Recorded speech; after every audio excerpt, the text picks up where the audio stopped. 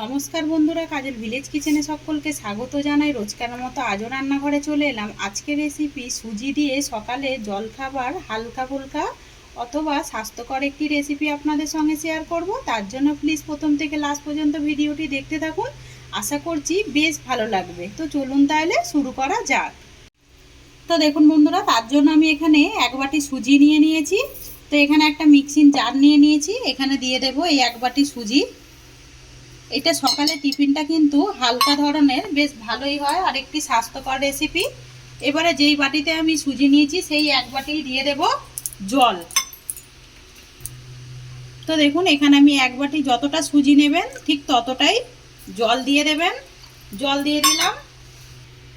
এবারে দেখুন এখানে আমি টক দই নিয়েছি, ওই 4 চামচ মতো নিয়েছি, বা বলতে পারো যতটা সুজি নিয়েছি তার থেকে অর্ধেক আমি নিয়েছি টক দই। টক দই তো এই গরমে কিন্তু একটি স্বাস্থ্যকর খাবার, বা এই টক দই কিন্তু এমনি খাওয়া ভালো। এবারে আমি এটাকে খুব ভালো করে মিক্সিং করে বেটে আমি একটা ব্যাটার রেডি করে নেব। আর দেখুন ভালো করে আমি এটাকে মিক্সিং জারের মধ্যে দিয়ে ভালো করে একটা ব্যাটার রেডি করে নিলাম। ব্যাটারটা দেখুন ঠিক এরকমই ঘনত্ব হবে। দেখুন এবার আমি এই ব্যাটারের মধ্যে কিছু উপকরণ দিয়ে দেব আমি এখানে। দেখুন এখানে গোটা জিরে নিয়েছি, জিরেটা দিলে পরে কিন্তু খাবারটা ভালো টেস্ট হবে। আর দিয়ে দেব স্বাদ মতো লবণ বা মাপ মতো লবণ, লবণটাও দেখুন দিয়ে দিলাম। আর এতে যেটা দেব বেকিং সোডা, আর আপনারা চাইলে কিন্তু এখানে ইনো ব্যবহার করতে পারেন। আর এখানে যেটা দেব আমি 1 চামচের মতো চিনি গুঁড়ো করে নিয়েছি আগে থেকে, এই চিনি গুঁড়োটা দিয়ে দেব। তাতে করে খাবারটা কিন্তু দারুণ সুন্দর একটা টেস্ট হবে, তাই জন্য আমি চিনি গুঁড়োটা দিলাম। আর চিনি গুঁড়োটা অতি অবশ্যই দেবেন, তাতে করে কিন্তু খেতে ভালো লাগবে। আর এর মধ্যে দেব 1 চামচ সাদা তেল, 1 চামচ না হাফ চামচ। তো দেখুন হাফ চামচ দিয়ে দিলাম সাদা তেল।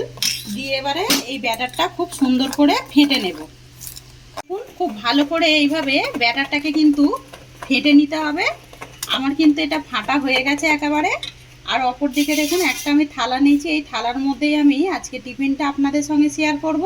তার জন্য থালার মধ্যে আমি আগে থেকে সাদা তেল মাখিয়ে রেখেছিলাম। এবারে যেই ব্যাটারটা আমি রেডি করেছি এই ব্যাটারটা থালার মধ্যে দিয়ে দেব। তো দেখুন দিয়ে দিলাম। এটা কিন্তু চাল গুঁড়ো দিয়েও করতে পারো, চালটাকে যদি ভিজিয়ে দাও। আর দেখুন একটা থালার মধ্যে আমি এটাকে ভালো করে ঢেলে নিয়েছি, আর একটু এইভাবে একটু ট্যাপ ট্যাপ করে দেব, যাতে করে ভেতরে যদি হাওয়া থাকে সেটা কিন্তু অনায়াসে এটা বেরিয়ে যাবে। তো দেখুন যেরকম আমরা ঠিক কেক করি না, সেইভাবেই ঠিক এইভাবে ট্যাপ ট্যাপ করে নিতে হবে। তো ভালো করে ট্যাপ ট্যাপ করে নিলাম। আমি এবারে এই খাবারটা সৌন্দর্য হওয়ার জন্য আমি এর মধ্যে কিছু উপকরণ দেব। কিছুই না, একটু কাশ্মীরি লঙ্কার গুঁড়ো এইভাবে ছড়িয়ে দেব, যাতে করে খাবারটা কিন্তু দেখতে সুন্দর লাগে। দেখুন এখন থেকেই কত সুন্দর দেখতে লাগছে। আর যদি বাচ্চাদের জন্য করেন এটা কিন্তু দেবেনই না একদমই, তাতে করে কিন্তু বাচ্চাদের পক্ষে একদমই ভালো নয়। আমি হালকা করে একটু এইভাবে একটু কাশ্মীরি লঙ্কার গুঁড়ো দিয়ে দিলাম।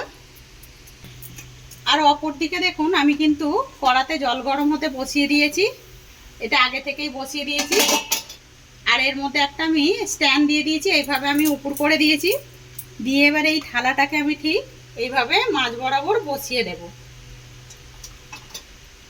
তো দেখুন বসিয়ে দিলাম। আর এটা কিন্তু লো টু মিডিয়ামে আমি 15 মিনিট এইভাবে আমি রান্না করে নেব। এটাকে আমি ঢাকা দিয়ে দেব 15 মিনিটের জন্য। তো দেখুন পুরো 15 মিনিট পর ফিরে আসলাম। আর একদম সূর্যের যে আমি খাবারটা দিয়েছিলাম ভাপাতে, সেটা কিন্তু একেবারে রেডি হয়ে গেছে, কত সুন্দর দেখতে লাগছে দেখুন। এবার আমি গ্যাসটাকে এখন অফ করে দেব, এটাকে নামিয়ে নেব। এটা এখন প্রচুর গরম রয়েছে, একটুখানি ঠান্ডা করে নেব। তো এটা বেশ ঠান্ডা হয়ে গেছে।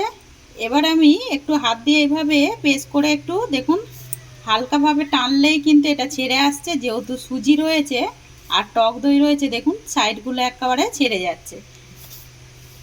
একটা ছুরি নিয়ে নিয়েছি, ছুরি দিয়ে একটু সাইডগুলোকে এইভাবে ছাড়িয়ে দেব, যাতে করে খাবারটা অনায়াসে বেরিয়ে আসে। আর এইটা আলতো করে একটা থালার মধ্যে পেস্ট করলেই কিন্তু বেরিয়ে যাবে দেখুন। আর এর মধ্যে যেহেতু টক দই রয়েছে, সুজি রয়েছে, এতে কিন্তু প্রচণ্ড উপকারিতা রয়েছে। আর একটি স্বাস্থ্যকর খাবার। টক দই তো বিশাল খাওয়া দরকার এই গরমের সময়। এবার আমি এই থালার মধ্যে এটাকে একটু ট্যাপ ট্যাপ করে দেব। দেখুন খাবারটা একেবারে কেমন থালার মধ্যে, আর দেখতে দেখুন কতটা সুন্দর হয়েছে।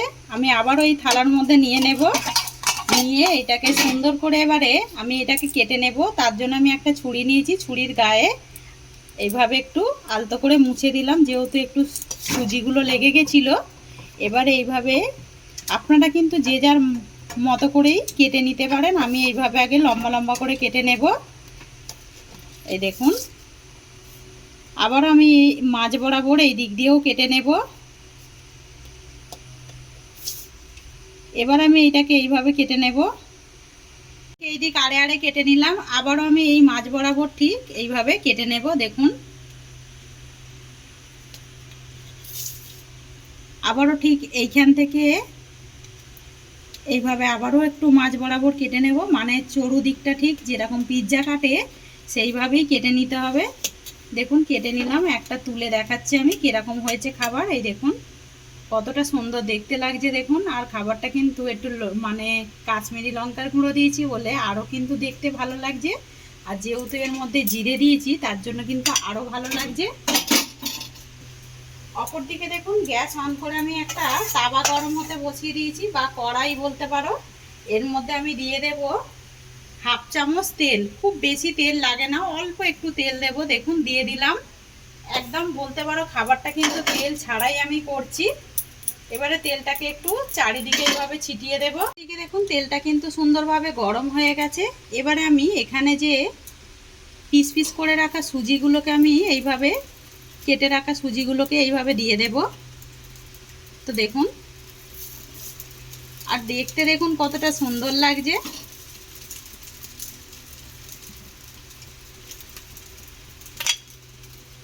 তো সবগুলোই এইভাবে দিয়ে দেব আমি। এবার আমি একটা পিঠ এইভাবে ঘুরিয়ে উল্টে দেব। এতে করে কিন্তু খেতে দারুণ লাগবে টিফিনটা। আর কতটা সুন্দরভাবে দেখুন, এতে বেকিং সোডা দিয়েছি বলে পুরো যেন মনে হচ্ছে পাউরুটি ঠিক যেরকম পিস হয় সেইভাবে কিন্তু ফুলছে। দু পিঠ উল্টে পাল্টে বেশ সুন্দর করে খাবারটাকে ভেজে নিলাম। এবারে আমি একটা প্লেটের মধ্যে তুলে নেব। দু পিঠ ভাজা হয়ে গেছে, দেখুন রং চলে এসেছে। আর বেশি ভাজার দরকার নেই, যেহেতু সুজিটা আমাদের রান্না করাই হয়ে গেছে। আমরা তো এবারে আরও যেইগুলো রয়েছে, তিনটে পিস রয়েছে, দেখুন আমি একটুখানি জাস্ট তেল ছড়িয়ে দিলাম। আবার আমি এই পিসগুলোকে এর মধ্যে দিয়ে দেব। আর এইটাকে কিন্তু ইডলিও বলতে পারো। দেখুন দেখতেও যেরকম সুন্দর হয়েছে, খেতে কিন্তু আরও বেশি সুন্দর হয়। এটা টমেটো সস বা ধনেপাতা চাটনি, বাদাম চাটনি দিয়েও কিন্তু খাওয়া যায়। আর দেখুন বন্ধুরা, আমি একটা প্লেটের মধ্যে সাজিয়ে নিলাম, সবগুলোই ভেজে ফিরে এসেছি।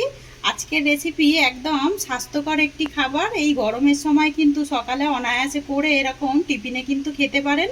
আজকের রেসিপি যদি ভালো লেগে থাকে লাইক শেয়ার কমেন্ট করবেন, বন্ধুদের সঙ্গে শেয়ার করবেন।